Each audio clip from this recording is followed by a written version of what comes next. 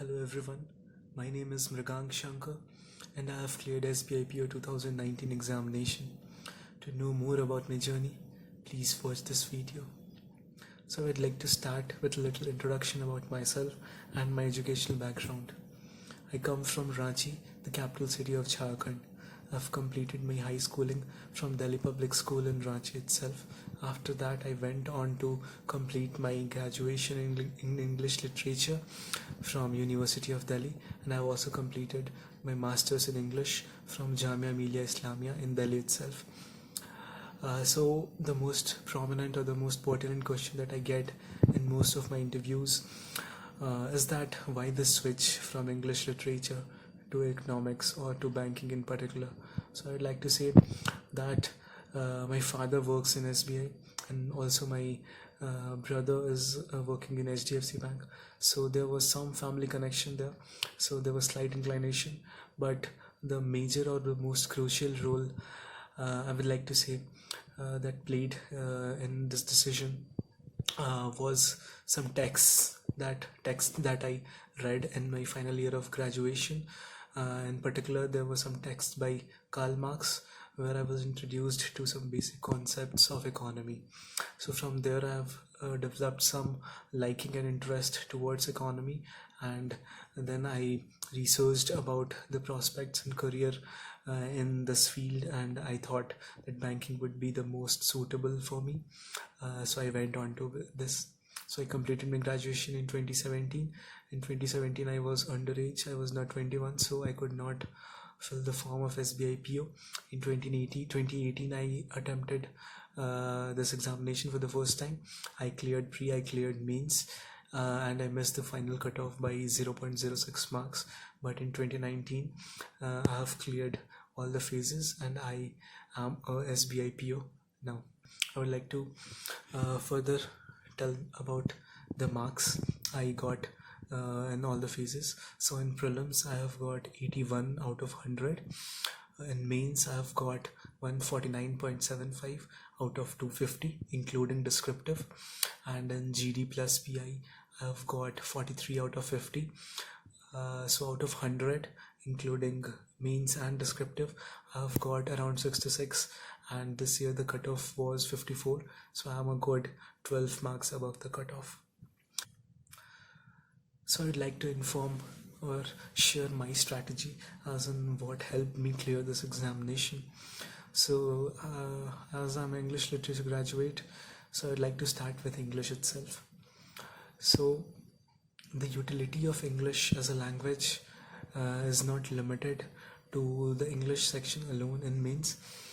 First of all, we did get direct 40 marks from English section and 50 marks in descriptive. So directly 90 marks. The English section covers 90 marks directly. Other than that, its utility is also present in other sections like logical reasoning, also puzzles, and also data interpretation, where the length of question is too long and the language is tricky in most of the questions. So having a good command over language or having a good comprehending ability will definitely help you crack this exam. So I would like to say that English is a language, so it must be taken as a language and not as any other subject. So it will take time, it will definitely take some time. It cannot be mastered in 10 days or 15 days or 30 days. It's a gradual process, so trust the process and believe in yourself, and one day you will master it. So I would say that just keep reading stuff. Start with very basic stuff. You can also indulge in comic readings. Then even in newspapers there will be some area of interests. For example, some people like cricket, some like football, some like politics, so you can read those to just start reading the newspaper. You can refer those area of newspapers, and then gradually move to more complicated and exam oriented bit like economy or IR or science and tech or art and culture or any other. So I'd like to say that please keep on reading, never give up, keep on reading, and I'm sure you'll conquer this language one day. Other than that, maths and reasoning are quite similar in a way, as in you must be aware of the basic concepts first, and then practice from a lot of sources, diversify your sources, and this will help you. Just keep on practicing, I'll say. And that practice is the key to success in these two subjects. I'll refer my sources in later part of this video. Now coming back to the fourth section, the GA. The key to GA section is the being regular. For last 6-7 months I've been very regular, and I have never missed a single day's current affairs. There are many capsules and magazines available in the market, and there are many compilations that come right before the examination of 100 and 120 pages, which you can read and get good enough marks. But I would suggest that be very punctual and regular, and read it daily. I think I'll be scoring somewhere around 33-34 marks out of 40, although the sectional marks are not out yet. But I think GA was one of my strongest section along with English. So I think what worked for me was that I was very regular, and I did not miss single day current affairs. Even there were in some days there were backlogs. I cleared it on the next day itself, and so I would say just be regular.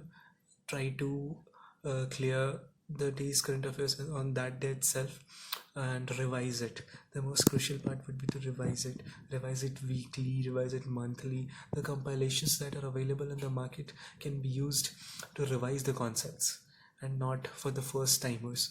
So read current affairs daily, and then revise from the compilations available in the market. So these would be the 4 sections: English, maths, reasoning, and GA. Other than this, 50 marks is of descriptive, which I think somewhere down the line is a subset of English section itself. So when you're reading stuff, you'll come across different types of writers, their writing style, their way of structuring things. So you can learn a lot from that, and take notes from that. Other than that, the basic this stuff remains is that basic formats that you can easily get on internet. So there's nothing to worry about that. Just keep on reading, diversify your source. Start from very basic material, and then gradually move on to difficult bits. Diversify your source, diversify your writers, read a lot. Just the key to success in banking examinations particularly is that read a lot. Read everything and anything that's possible. It will also help somewhere in general awareness. So yeah, read a lot. This covers my strategy. One thing I would like to mention is that people ask me how do I retain stuff, because it is a long journey. 6-7 months is a long journey, so we cannot retain every single fact because it appears in the newspaper. So how do I retain it? So I would say what helped me was the audio visual presentation.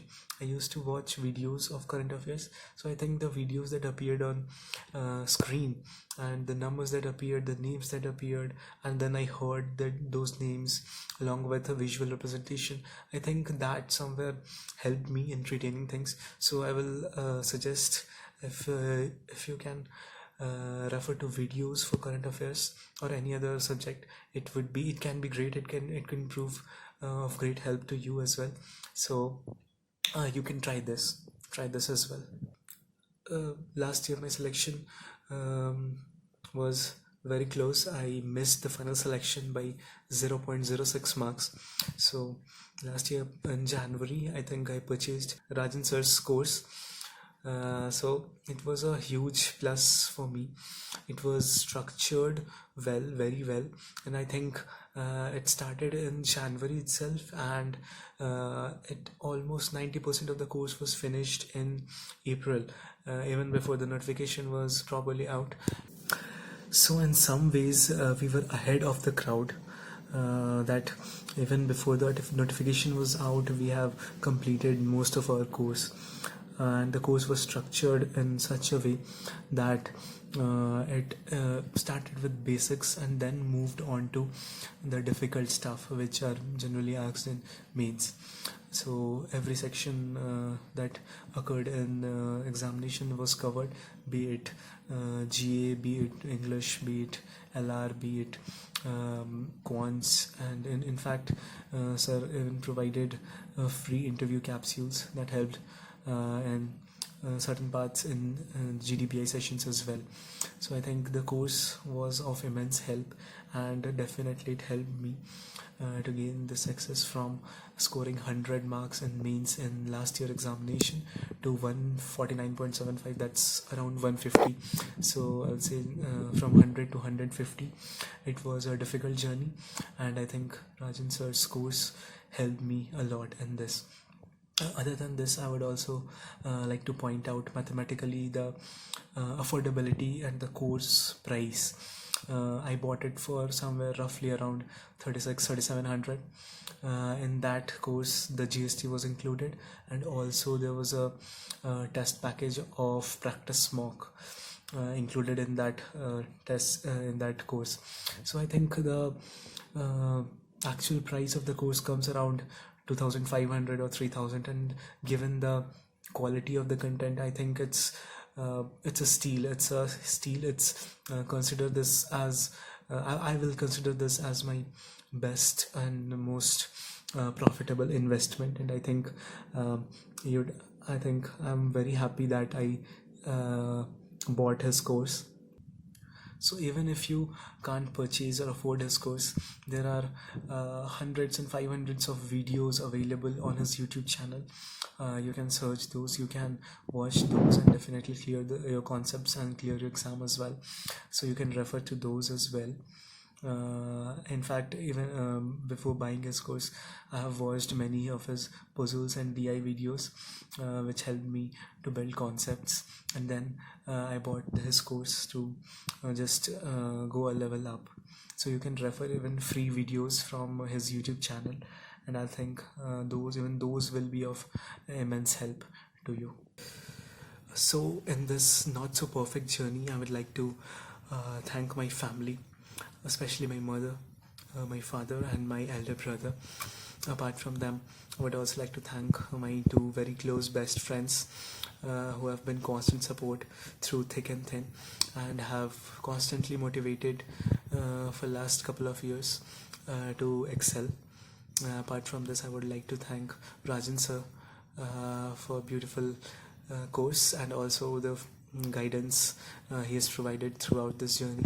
Also the fellow members of the group or the batch who were always available to solve doubts whenever I posted some doubt on the group.